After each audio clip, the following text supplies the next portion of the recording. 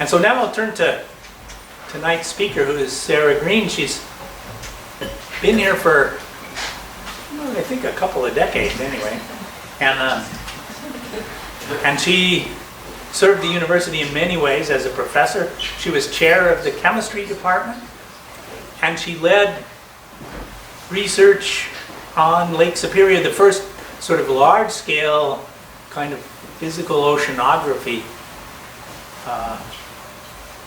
topics on the lake, the KITES project, and which was a very big deal for the university. One of the first big research grants, multi-investigator research grants for the university. And then she went into leading the chemistry department, and most recently she's been at the National Science Foundation in, I think, the Asian exchange. State Department. Oh, State Department, sorry. Thank you. I need correction. Anyway, and so tonight she's going to tell us about the lake, because she's just re-emerged as a professor and working at the Great Lakes Research Center, and also in the chemistry department again. So, thanks, Bill. So the first thing I need to do is try to remember to shout, because I know I don't speak very loudly, so just like wave your hands or something if you can't hear me in the back. And then I need to say I made this title, and now I'm totally intimidated by it, because I'm not really talking about the history of the future. I'm hoping to hear some history of the lake from you, because I know that there's people here who lived by the lake or worked on the lake for decades longer than I have, and who have worked in depth in a lot of things, whereas I have sort of worked on lots of things, a little bit of a lot of things, as opposed to in depth on any particular thing.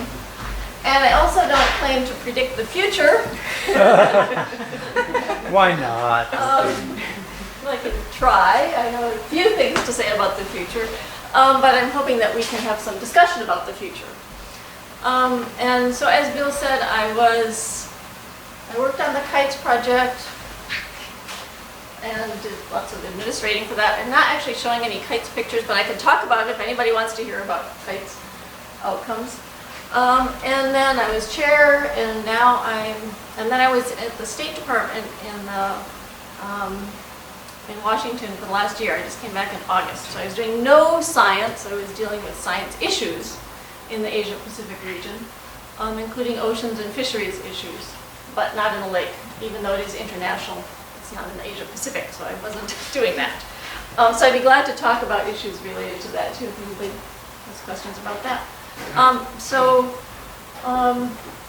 see, I didn't make this work. There it goes.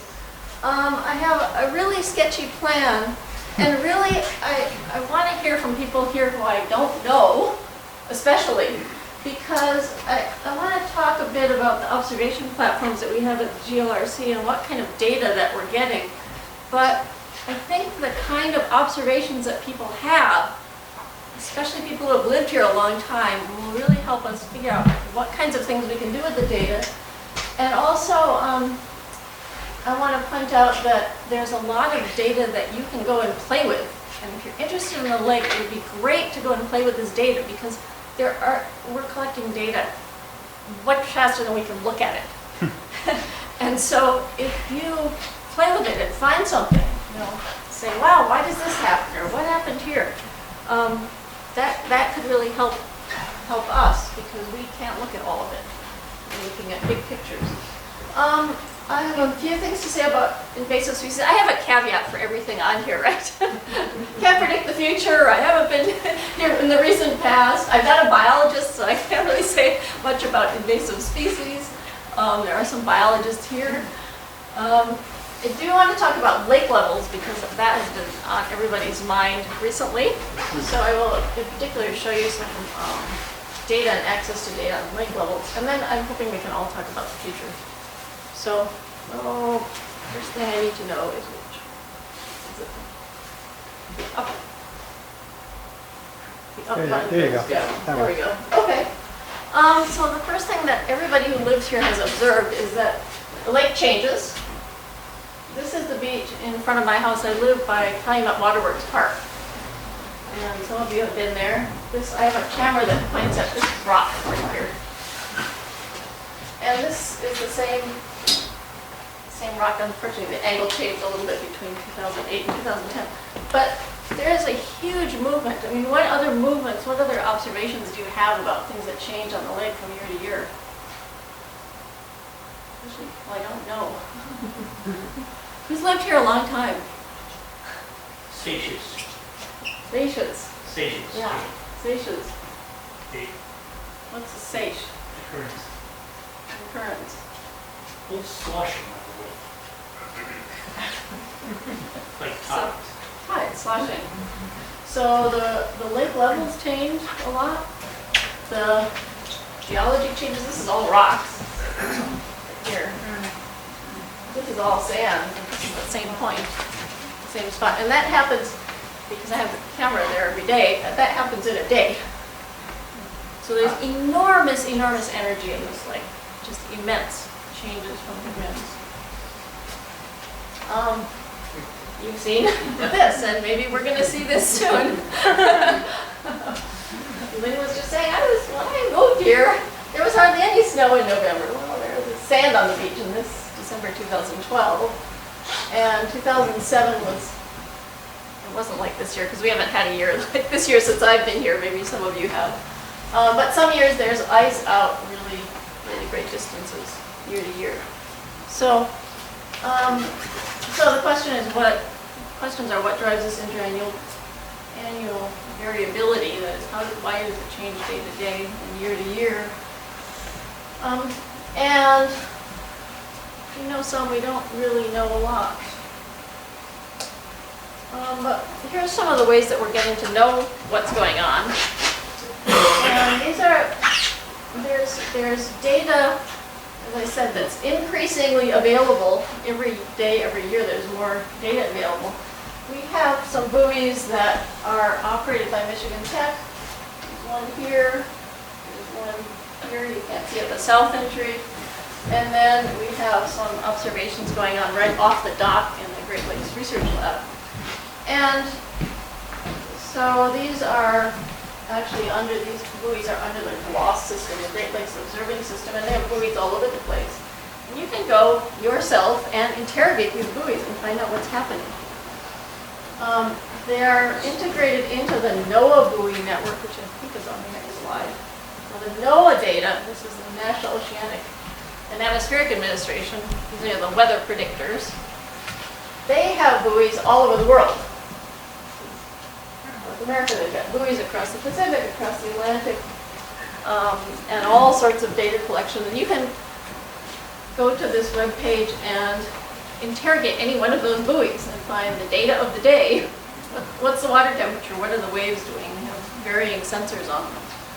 So our local buoys in Lake Superior, these are our Michigan Tech buoys, and then there's some that are operated by NOAA, and then there are lots of these are obviously land-based. These are weather stations and land-based observations.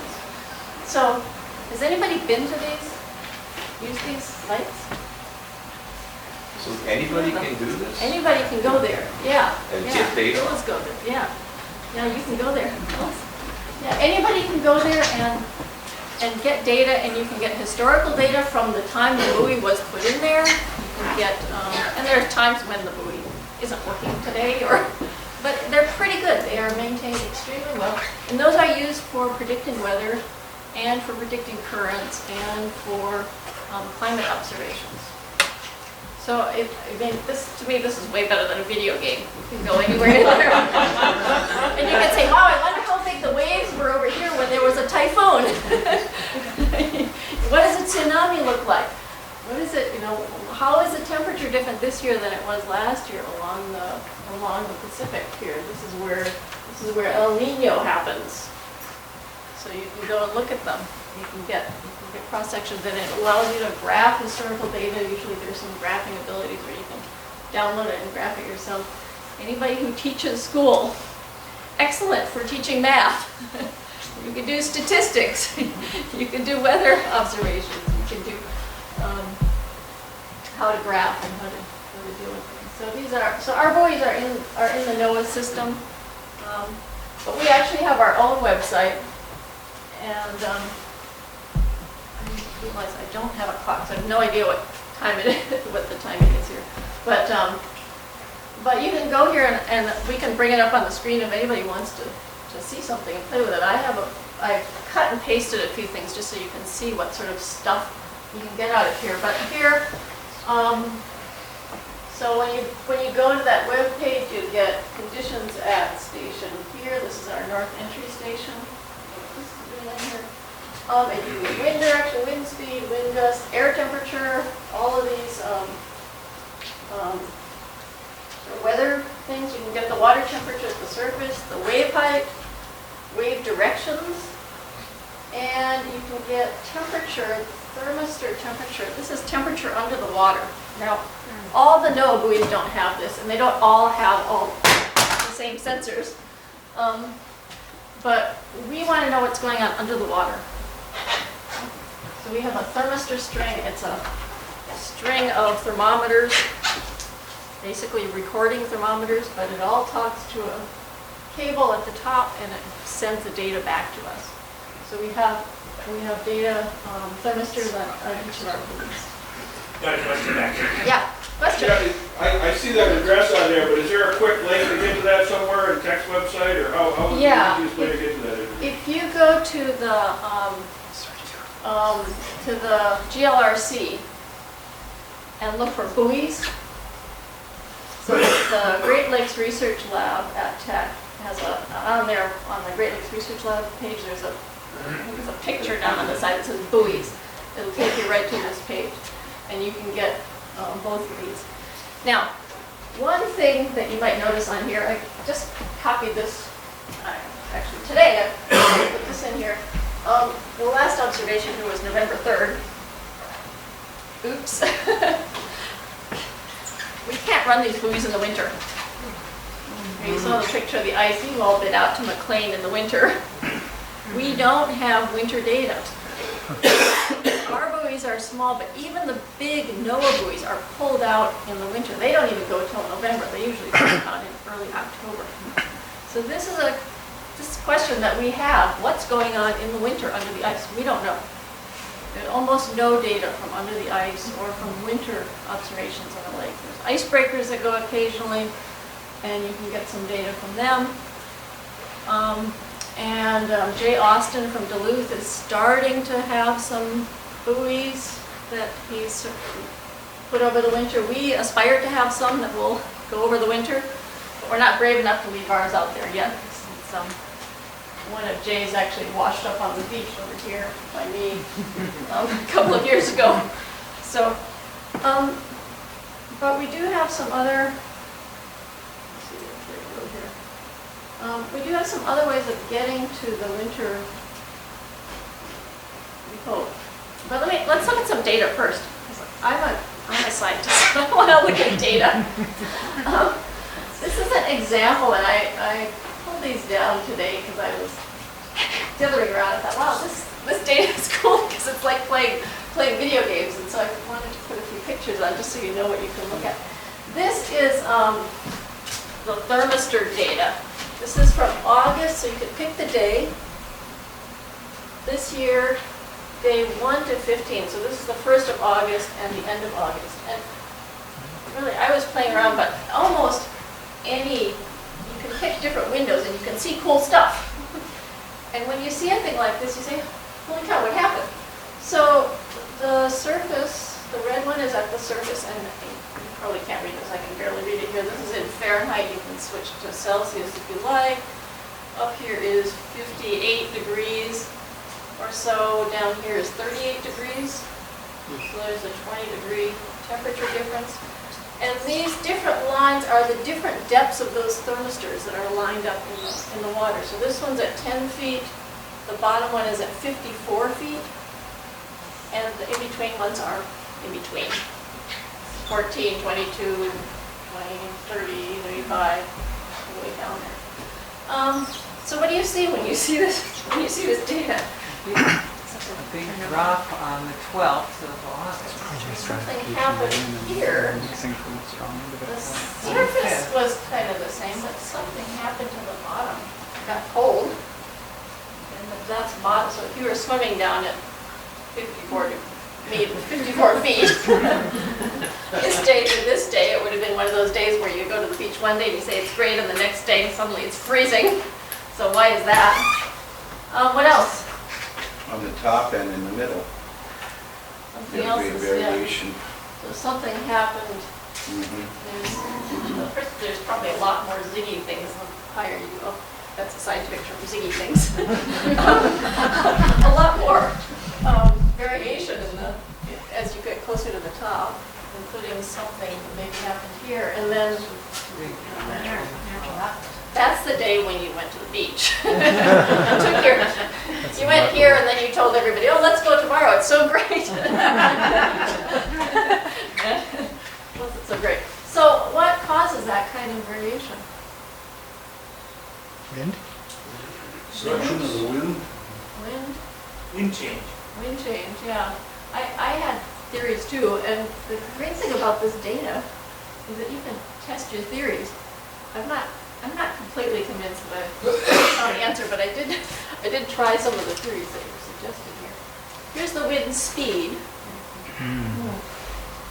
Okay. And that's the same, I know you can't read the numbers, but it's the same Time period. time period, from the 1st to the 15th. And this is in knots from about 3 knots. That spike is almost 19 knots. So, something happened. That wind somehow caused this temperature thing down here, it looks like, right? Corresponds about to this day. Sharp happened here. Let's see what else happened. This is wind direction. It's a little harder to map wind direction, right? This is degrees. And this just scales itself. This is 14 degrees, so this is northeast, and this one is 344 degrees. So it's really, you could graph this in different ways and show the direction a little bit more, but it looks like the wind direction is pretty shifty. Goes around a lot. Do anybody detect anything that's relevant there? Yeah. I went hiking down by Munising there one Yeah. time on September 5th. Okay. And I wanted to get in the water because we'd been hiking and everybody had their coats on. Yeah. And I tested the water and I said, the water's warm. It's coming from the north and it was pushing all the warmer water into shore. And the water was fine. Yeah, yeah. Or Excellent. polar bear. Yeah. Yeah. So my theory is that the warm water always comes from the rivers. And so if the wind blows from where the rivers are flowing in, then the water surface will be warm, and if that's not blowing away, it won't be. Yeah. With extended, periods of really warm weather, we haven't had that much in a while, but in the past, surface water, living on the lake, we always wait for that. Yeah. And it's warm like you was talking about. Yeah. Yeah, so this year it only, well, this was the end of August, but and at that north buoy, it's a little ways offshore, but it got to about 60-some degrees, but many years it gets a lot warmer. Yeah. I bet you the next slide will show this there, but it's turbulence in the lake that mixes the water, doesn't it? Turbulence in the lake mixes it, yeah. Yeah, certainly. So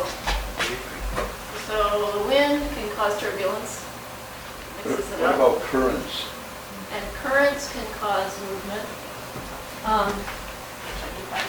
have some currents on here. Let's see if I have currents. Cool. Oh. Okay, this is hard to explain, but these, the speed, the red ones are the highest speed in meters per second, and the blue parts are less. This is near the surface, and this is down below, we didn't see much current down below, a little bit here. And this, the direction of that arrow indicates direction of the current. So, lots of current here, then it reverses direction and gets all mixed up, then it moves around a little bit, and then it goes down. Now remember, we're standing at just one point. So if the wind is shifting around, it makes the currents kind of messy. But it does look like the currents correspond to something going on here. I just thought, oh, we nailed it. But then I got confused because really these currents are down only the top few meters of the water. And this thing is happening down at 50 meters, or 50 feet, yeah. Does it give a vertical dimension of movement too, or upward and downward flux? Because if you have an upwelling or something, Yeah. right? You Yeah. don't know that. So when you have these kind of mixings, it can indicate upwelling, downwelling. These are directional north, south, east, west kind of things. Yeah. So they could certainly be mixing this way. Yeah, so you can see really the vast amount of information that's in this data, and I just picked up a 2-week period. In this year, you can go back and look year to year. So you can go back to 2010, 2010, I think, that we have data on some, and the buoy at the south end at different times. And there's some gaps in the data as we were trying to get them to work. So there's some gaps there. I think I skipped one here. Wave height. You have a wave height measure. We don't think that the wave height is very accurate, actually. We're working on that instrument, trying to get it a little better. But it probably is relatively, well, that probably does mean big wave relative to down here. So whatever that, when that wind changed, the current changed, the temperature dropped there, this looks a lot like a mixing event, like you said in the back there. And they call it a mixing event because this water, the water that was sitting up here at the surface that was warm, didn't suddenly lose all of its heat. What happened to it, I mean, that piece of water didn't freeze or get cold. What happened to it is it got mixed with colder water that was down underneath. And so it happens is all these temperatures all the way down the water all get kind of homogenized to a similar temperature. And in an intense mixing event, so around now, these things would all just be one line. They'd all be the same temperature. The water temperature is the same from the top to bottom. So this is the kind of stuff I'm not going to show you a bazillion of those. This thing walked away, but I did this calculation a few years ago, and then I was sort of astonished by it. I thought I would throw it out just to let you know how much energy is going on in this lake. So every year, roughly, the lake temperature goes at the surface layer goes from roughly 0 degrees, because there's ice on it, at 0 degrees, to 20 degrees C. Maybe not quite that warm this year, quite that warm, but, and that happens over a depth of, say, 20, 30 meters. And you can actually calculate how much energy it takes to heat that much water, that amount of heat. So I did that, and then I was astonished, so I put it in the drawer. I didn't believe it for a while, and I took it out and redid the calculation. And it really is, it's a massive amount of water, of heat. It's 10 to the 18 joules. And I'm afraid I don't have that in somebody with a phone can look that up in whatever units you like. I'm thinking joules. But just by comparison, the global energy consumption, 2010, you can get this from the International Energy Agency, was 500 times 10 to the 18 joules. That's human global energy. So this is a massive amount of energy that's coming in and going out of the lake. It's heating up, and going down every year, so taking that out was the reason. Someone might still want to check my calculations. Oops. But in any, however you calculate it, it's immense. And that doesn't count the energy from waves and wind and moving of sediment around. These large bodies of water have a lot of energy in them. And then just a couple of other observations that we have. We're starting, as I said, trying to do some observations in the winter. And so while I was in Washington last year, Guy Meadows and Jamie Anderson and a couple other people at the GRLRC started doing this off the dock. They had some instruments down there, in particular they had a camera down there, like a live photo, live video feed, which unfortunately they didn't save the movies, but this year they're doing it bigger and better. And so you'll be able to go and see this. And not the biologist, right? This is a shad. It's just swimming around down there under the ice. This is the bottom of the lake at 16 feet. There's 33, 34 degrees Fahrenheit down there. What's the date on that? And this was, I don't know. Yeah, I don't know. Jamie sent me these pictures and I don't know the date. He sent me the ones where there was stuff happening. So what was happening here is a shad was swimming around. There's a lot of times there's nothing happening, right? And what was happening here is this is a mud puppy, kind of a salamander thing. And it was actually active down there. They saw it multiple times doing stuff, and they saw two of them interacting at one point. So the camera's down there, and then we also have instruments so we can measure temperature. This year we're going to do a test under the lake looking at a bunch of different oxygen sensors and see how they behave under ice. These are commercial instruments, but we're testing them for verification of their behavior. And we'll have video cameras again. We'll be measuring temperature, oxygen. How much oxygen is there under the ice? A lot? A little? Enough.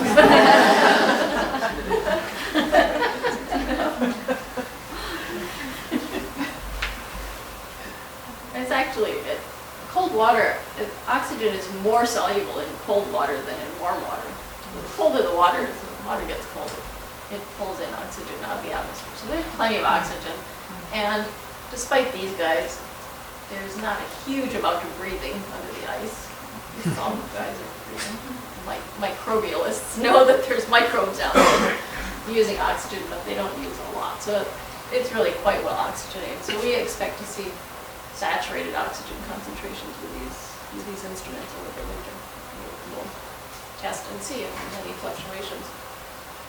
Is the pH level being monitored? And we'll monitor pH as well. Yeah, we'll monitor pH. You have questions about pH specifically, or? Well, I'm thinking about acid rain and things like that, runoff and changes. Yeah. We'll definitely be looking for changes. And probably changes in pH would come from changes in river flow. But we will be looking for that.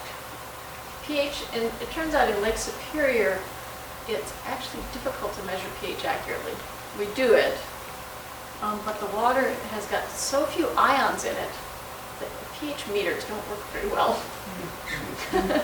It's interesting.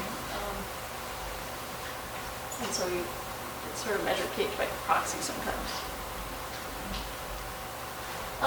Another thing that I can advertise, although they got this instrument in particular while I was in Washington, so I haven't had any chance to play with this at all. Plus you need somebody who's good at video games to play with this. But we have some underwater vehicles. This is a AUV, a fully autonomous underwater vehicle that can be programmed to do measurements as it swims along. It can come to the surface and send its data back. I'm not going to try to tell you the specifications of that. You can go online to the GLRC and look for underwater vehicles, because they all did this all while I was gone, so they try to spout out their statistics. But these are very powerful instruments. They're being used quite a bit in the ocean as well for monitoring. Off the East Coast, there's some that just go back and forth all the time to monitor. And they have some big advantages over buoys. One, you can drive them, and so when they come to the surface, you can say, don't go there, there's a big iceberg over there. And they can cover not just one place over time, but they can cover a lot of places over time. So you can get a three-dimensional picture of what's happening. A remotely operated vehicle is fun. That one's on the remotely operated means it's on a tether, and so you just put this down under the boat and look for things. And then you can drive around and take samples. They've used this to look at the integrity of pipelines that run under the Mackinac Bridge. They're not in great condition. And I said I'd say something on invasive species, qualifying that I'm not a biologist. Lots of invasive species get deposited in the lake every year. They come mostly in ship ballast water or by small boats. And we usually think of invasive species as being big things. This is the little guy, Ephotrophes. He's a zooplankton. And this is work of Charlie Foot in the GLRC, and student Martin there is sampling for them. And they came, like a lot of these things, they came from Europe, Eurasia. And the salient thing about this guy is he's got this huge spine that makes it really hard for fish to eat. And so they have videos actually of fish trying to eat this thing and then spitting it out. Or if a fish eats that and manages to ingest that spine, it can puncture their guts. And so it's smart for them not to eat it. Some fish have learned out how to break that spike off. So some invasive species aren't always big things that you can see or weeds that you can pull out. They can be very small, and they can quite affect the food web. And the food web at this level is really hard to track everything that's going on. Yeah. Sarah, are those the gelatinous ooze that you sometimes see in the lake? No, they're not gelatinous. They're spiky. But those gelatinous ones are holopedium. Have anybody seen those things? It's like tapioca. Yes. Yeah. There's some sense that that through the food web interactions, having more of these makes more holopedium also. And let me see if I can remember what the pathway is for that.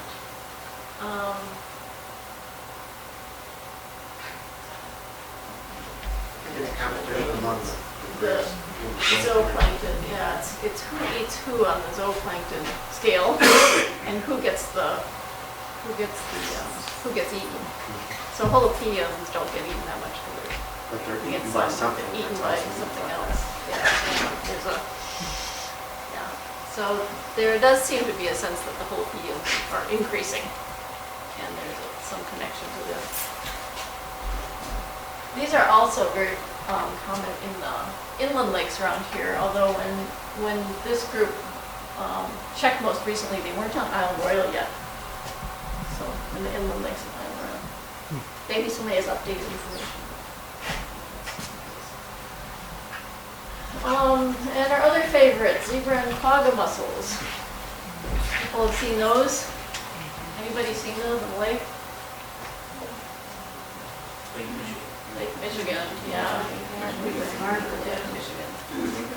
It was Harbor. If you look down the piers into the harbor, actually, you can see them. Yeah, you've seen them. Are you from Duluth?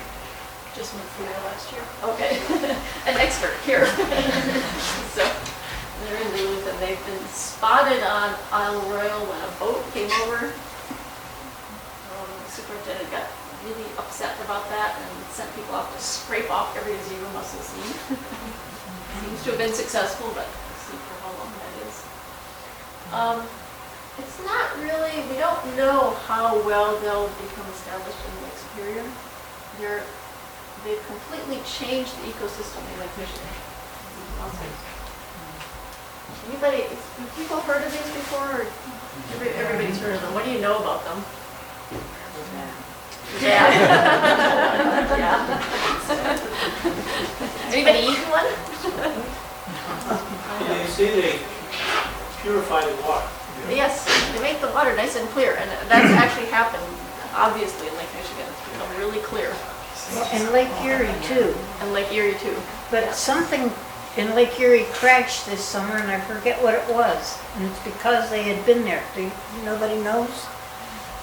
I'm from that Summer, area yeah. back in Pennsylvania, so I pay attention to Erie too. And they're congregating in, Yeah. in harbors, obviously, Mm-hmm. which of course from the night ships. Yeah. So, Yeah. making the water clearer, what are they doing, and is that possibly a good thing? Well, it depends on who you are.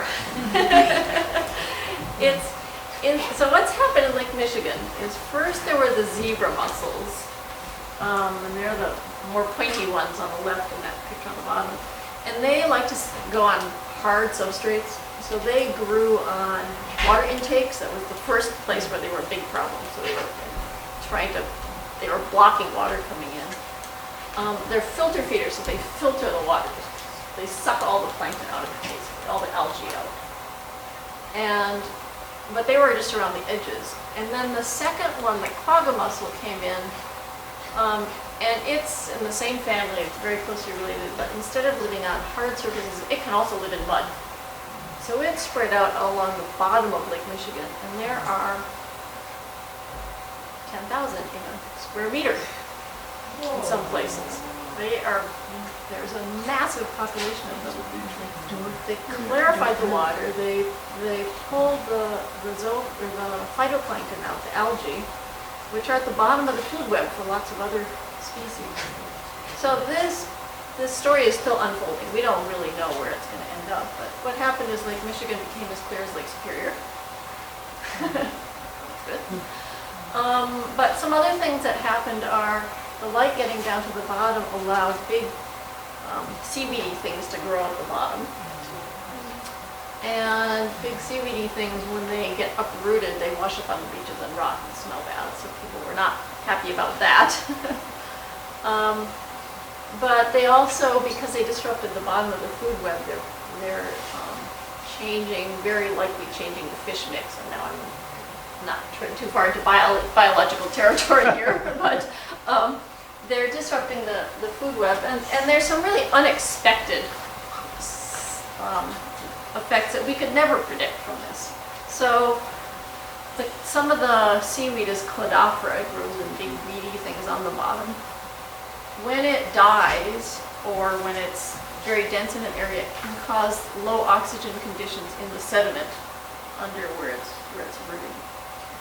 These low oxygen conditions allowed botulism spores to hatch. And this was not the strain of botulism that affects humans typically, but it got into fish and it got into loons.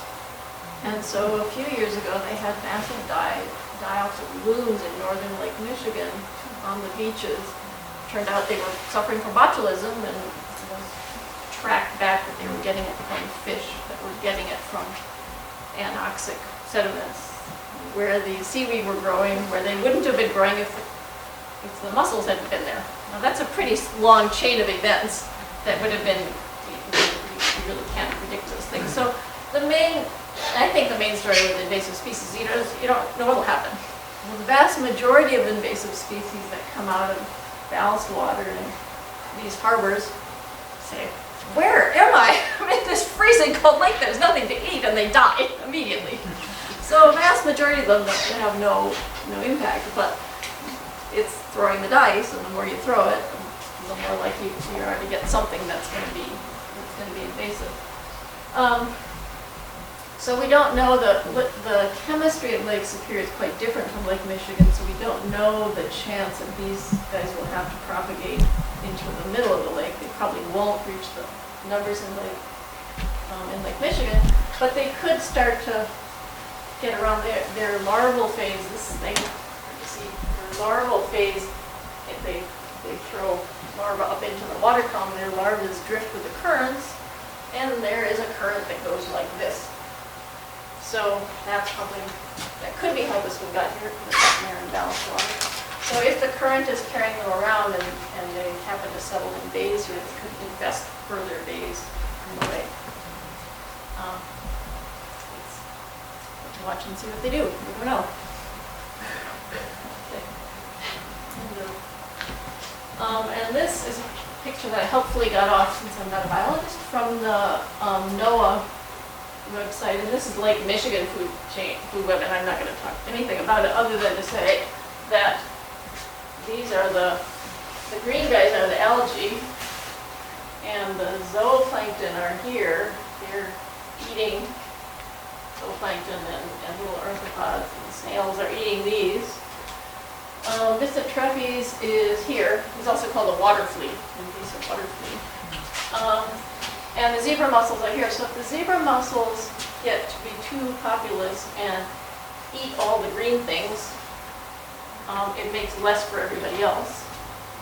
The water flea eats other zooplankton and gets eaten by only a few guys who know how to cut the spine off. Where is he? So the main story here is that all these arrows mean that things are really interconnected, and when you disrupt one, it's hard to predict all of the implications further downstream.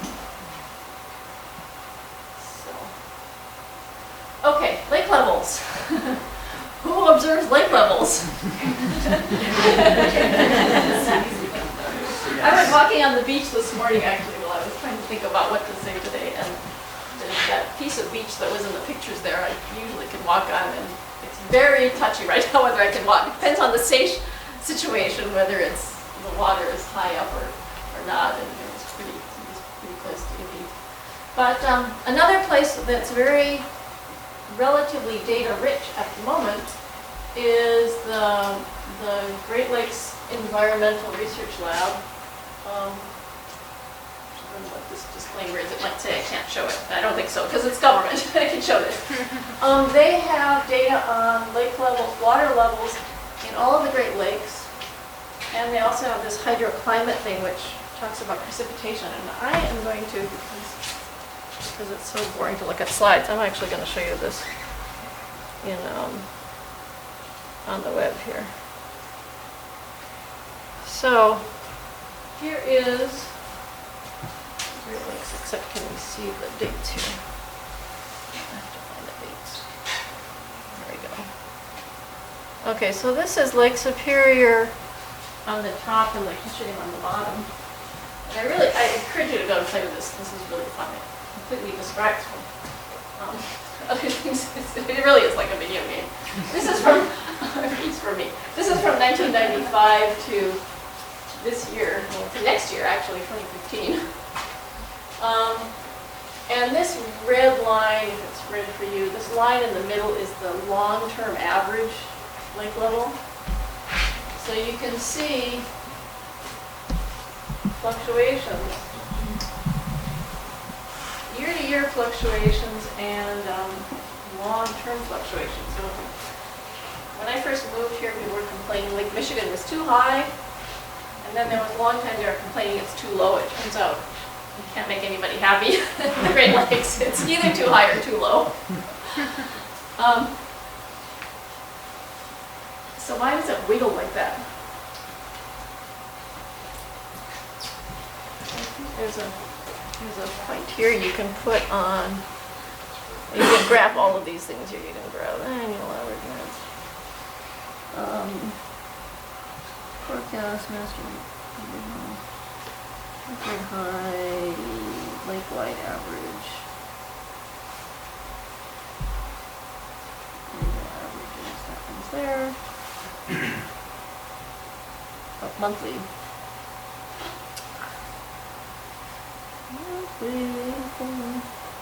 Month average. Month average. Down the what bottom, is second from the bottom. Up one. There. Month average, Yep. there we go, month average, okay. There we go. So that's taking, this is the average, this number is the average from, for all measurements in all months. And this is, these little black, little specky dots are, if you average every September, every January, so those are monthly averages. And so that's regular because it's the same number repeated again and again each year. This is the long-term average. So, for those of you who have lived here, when is the lake the highest and when is the lowest during the year? September the highest. Yeah, August, September. Why? What happens in September? Why should it possibly be higher in September? Less evaporation. Less evaporation, okay. Let's uptake by plants. Less uptake by plants. Could be Cumulative flow of water, rainwater from rivers. cumulative flow. Water's warmer, so it's expanded. Water's expanded. Good. I haven't done that calculation. I don't know. The bottom of it is not warmer. No. It's not warmer. So evaporation. Well, why is it different from one year to the next? Why was it so high this year? Ice cover. What does the ice do? Ice blocks evaporation. Why wasn't it higher in the spring then when the ice melted? Why wasn't it higher in the spring? Yeah, it was quite high in the spring. It was high in the spring. It wasn't as high. It was higher than average in the spring, but not higher than not as high as it was in September.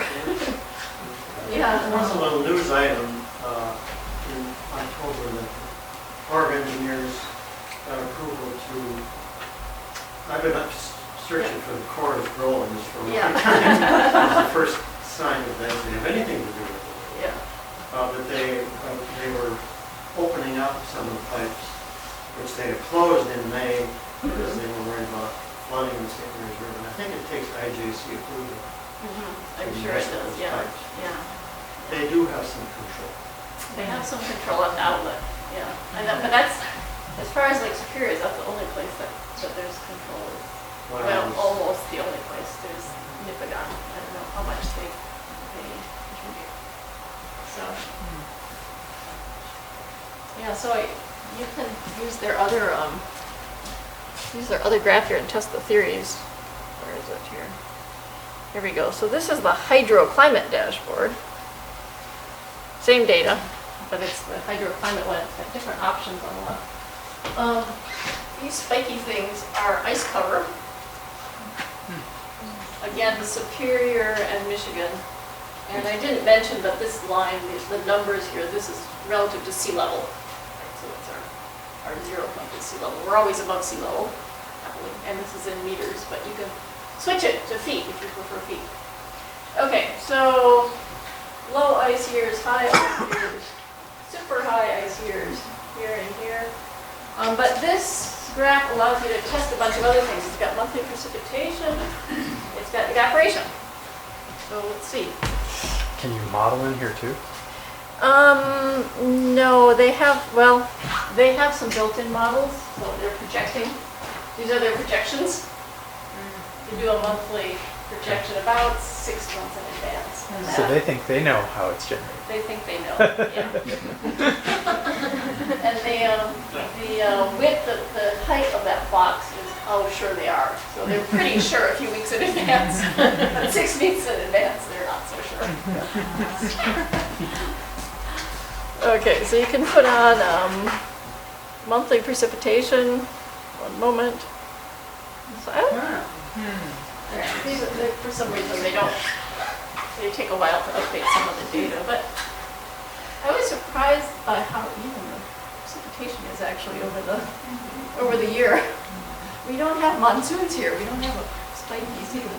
It's like grass. It's pretty common. So you can also look at monthly evaporation over the lake. That's that box. Doesn't have to fix that one. Evaporation is not as even. It goes up and down. When is the peak evaporation? Winter. Winter. Why winter? Air is cold, water's warm. Yeah, the air is colder than the water. It's Here, Where does that lake effect snow come from anyway? Coming out of the lake. So all that cold, dry air coming from Saskatchewan goes across our lake, picks up water, and that water is making the lake level go down. So they also give you a nice thing here that allows you to look at total precipitation, evaporation combined. I think we'll do that.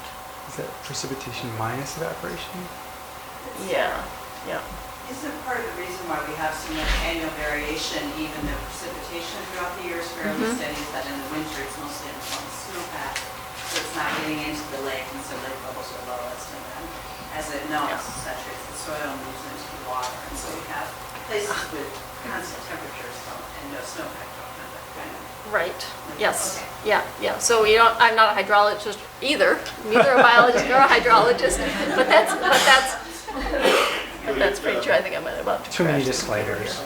But It yeah. would make a difference too if you did have some more rain in the spring after a big snowpack when there was ice on the lake and the Yeah. soil is more saturated than normal, so most of it flows back fairly rapidly to the lake. If the Yeah. wind does come down. Yeah. And that could influence. I've It could noticed influence in it. Yeah. over, some big rains that Yeah. last maybe 2 or 3 days, and there's a break another 2 or 3 days. And I look on the lake level chart, Yeah. and you can see it go You up. can see, yeah. It does Yeah. go up. Yeah. It may not last it. Right. Yeah. So that's a function, of the hydraulic storage. I'm going to use the hydrologist term even though I'm not one. Yeah. So how much of it is how long it takes for it to get from its snowpack through rivers, but creeks and rivers here flow all year, right? We don't have flash floods and then dry creeks like in the southeast. So there's water continuously replenishing them from the snow. This thing doesn't seem to want to let me do the precipitation. Maybe if I turn these off. Yeah, I think I'm gonna not try because it's giving me the beach ball. That's a bad sign. It didn't like the projector for some reason. Just another, really I want to show you stuff that you can play with, and this is a really fun thing to play with. Okay. So you can look at their projections here. Also, they very bravely let you look at the forecast, what their forecasts are, and what their forecasts were in the past. Well, that's So you can nice. see how good they are. So you can play with that, and you could compare it to the other lakes. A note here. There were big drops in Lake Michigan for a period, and they harassed the Army Corps enough that they finally went and tried to figure that out because it didn't seem to fit with the models very well. And the Army Corps came back and they determined that there was some kind of an ice jam that happened in Lake St. Clair, in one of the inlets to Lake St. Clair, that at some point, I don't remember if it was here or if it was further back, I think it was further back here, that made a huge gouge in the bottom of the channel, and actually more water was flowing out that channel than they were using in their assessments. And that was interesting because people always want to point the finger at the Army Corps and say they're turning the valves, turning the knobs, and they pointed the finger at nature and said, "Oh, this big piece of ice scraped this tube bigger than we thought it was." So I don't know if that's still being disputed, but it was pretty interesting. They said, "Well, we have to adjust what we're doing because there's more water's flowing out faster than." So you can you go up there, you can even see Lake St. Clair, but you can click Erie and the other lakes. I only know the interesting lakes on here. So, okay, what do I do next? I need to go to the other creature here. Okay. I wanted to say one thing because I said I was going to talk about the future, so I'll start here talking a little bit about the future. So lake level, it's very hard, it turns out. It's extremely hard to project lake levels for the Great Lakes into the future. Okay, so we know the climate, the globe as a whole is warming, but it's very hard to say what that's doing on a very local scale, especially a local scale that has so much interaction with the local weather. So the first guess of what was going to happen to lake levels in the future is that, well, there's going to be less ice, therefore there's going to be more evaporation, therefore the lake levels are going to go down, maybe by a little, maybe by a lot. And there was a pretty wide range of estimates on there. But those first estimates weren't necessarily, well, nobody can yet effectively put in precipitation. There's a big error on trying to predict precipitation in a local area. And so I'm just showing one example. There's still examples that are projecting low lake levels. These guys just a couple years ago, McKay and Singland Keys, ran some new models using global models. And the interesting line here is the blue one. This is for the period 2021 to 2050. And what they're saying is that the lake level is not going to change by very much. It's only 0.2 to, it's only 0.4 of a meter, so that's a foot, less than a foot range. But this is monthly. I apologize if I have an axis on there, but this is January through December. And what they're suggesting is that the lake level might go down by a little bit, but that that annual cycle is going to shift further towards where the peak is now, where their peak is now in July, which is already up a little bit because we know it's in August, but that it's going to shift further into the fall. So really, this is unknown. We don't know. We're not being able to predict this yet, but so a number of people are trying. And that NOAA website that lets you play with the lake levels also has a few other references to other estimates of future changes. What kind of models are they using? So they are using, this one used the, I think it's the Canadian climate models. Is it like a regional? And the big effort now is to try to reduce those to regional scales. And I don't know exactly what mechanism they use to do that. But the idea is you start with a big climate model, and then which has boxes that are 100 kilometers, and you try to see what's going to happen on a smaller level. So there's like a big black box in their regional model when they're trying to do this? I wouldn't say it's a black box. I just didn't read all the details. They're usually pretty good at saying what they did. Okay. Yeah. I can give you the reference that paper if you want. I can actually send you a copy of it if you like. There are some standard methods, but that area is really a very hot topic of research, is how you make predictions on a regional scale. Because that's what we care about, because that's where we live. We live on the whole globe. Are these coupled with climate models? Yeah. Because in that same time period, they have us moving to like Missouri in the winter and Mississippi in the summer or something. Yeah.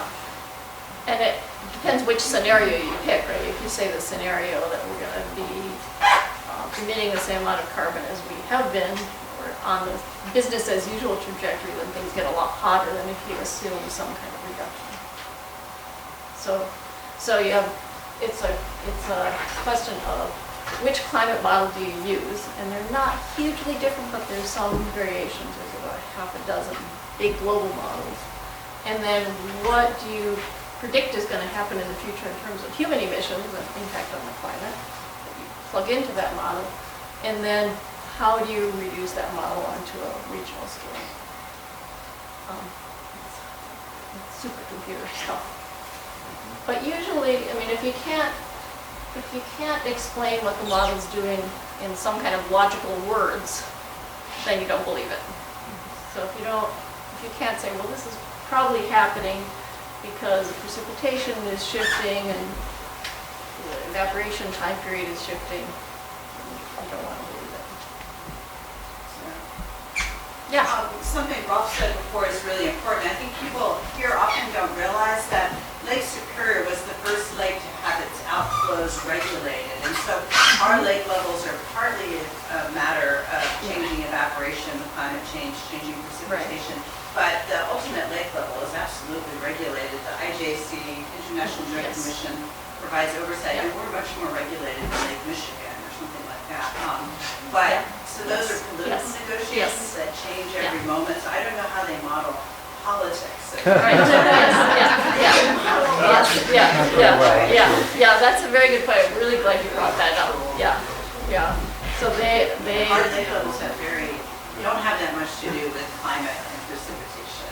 Ultimately, what really matters is negotiation. And I think on this kind of thing, they just assume business as usual for modeling, but that doesn't make sense because if Lake Michigan gets really low and they want to take water from Lake Superior, then the IGC can say do that.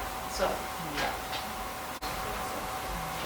I think I am just about done, except I did want to say something about the future, something more about the future on climate. So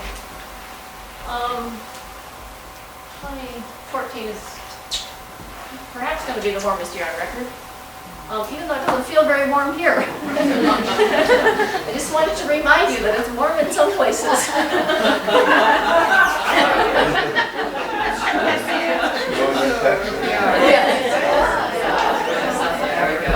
Right there.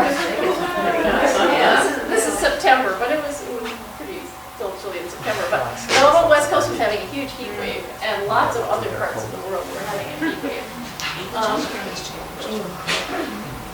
And so the 10 warmest years have been pretty recent. So I think that can have lots of other impacts for the lake, the future of the lake. So in terms of politics as well as its natural system. Thank her for engaging us and letting us ask questions too. I really appreciate that.